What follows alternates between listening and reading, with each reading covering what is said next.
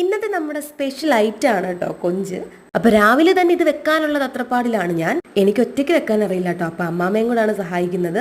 ഞാൻ ദേ ഇത് ക്ലീൻ ചെയ്യാൻ കേട്ടോ. എനിക്ക് ഒട്ടും ഇഷ്ടമുള്ള പണിയാണ് ഈ മീൻ കഴുകുക എന്ന് പറയുന്നത്. പിന്നെ എന്തായാലും കഴുകിയല്ലേ പറ്റും. സോ അതുകൊണ്ട് ഞാൻ ഫുള്ള് ക്ലീൻ ആക്കിയിട്ടുണ്ട് കേട്ടോ. അടുത്തതായിട്ട് നമുക്കിതിന് വേണ്ടിയിട്ടുള്ള സാധനങ്ങളൊക്കെ റെഡിയാക്കലാണ്. അപ്പൊ ഞാൻ അമ്മേൻ്റെ ഇതൊക്കെ കൊണ്ട് കൊടുത്തിട്ട് അമ്മ ഇതെല്ലാം റെഡിയാക്കി തന്നിട്ട് വെളുത്തുള്ളി, ഇഞ്ചി, കൊച്ചുള്ളി ഇത് ഇത്ര റെഡിയാക്കി വെച്ചിട്ടുണ്ട്. ഇനി അടുത്തതായിട്ട് നമ്മൾ തേങ്ങ വറക്കാൻ വേണ്ടിയിട്ട് തേങ്ങ പൊട്ടിക്കുകയാണ്. അങ്ങനെ തേങ്ങ ചിരകി എടുത്തിട്ടുണ്ട്. ഇനി നമുക്കിതൊരു ചീനച്ചട്ടിയിലേക്ക് മാറ്റിയിട്ട് നമുക്കിത് വറുത്തെടുക്കാം. ആക്ച്വലി ഇങ്ങനത്തെ മെനക്കെട്ട പണിയൊന്നും ചെയ്യാൻ താല്പര്യമേ ഇല്ല. എന്തായാലും ഇന്ന് ഇറങ്ങി ഇനിയിപ്പോൾ എന്തായാലും നമ്മൾ നനഞ്ഞേ കയറത്തുള്ളൂ. സോ അടുത്തതായിട്ട് ഇതേ മുളക് പൊടി, മല്ലിപ്പൊടി, മഞ്ഞൾപ്പൊടി, ഉലുവ ഇതെല്ലാം നമ്മൾ നല്ല രീതിയിൽ ഒന്ന് മൂപ്പിച്ചെടുക്കും. ഇതിൻ്റെ ആവശ്യാനുസരണം എടുക്കുക.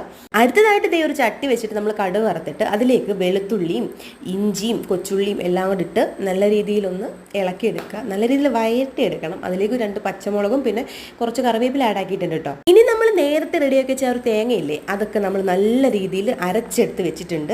അത് അവിടോട്ട് ഇരിക്കട്ടെ. പിന്നെ നമ്മൾ ഇതിലേക്ക് ആഡ് ചെയ്യുന്നതെന്ന് വെച്ചാൽ കുറച്ച് ഗരം മസാലയാണ് ആഡ് ചെയ്യുന്നത്. പലരും പല രീതിയിലാണ്. ചിലർ പുളി ആഡ് ചെയ്യും. ഞങ്ങൾ ഇവിടെ ഗരം മസാലയാണ് ആഡ് ചെയ്യുന്നത്. അപ്പം നമ്മളിത് കുറച്ച് ആഡ് ചെയ്തിട്ടുണ്ട്.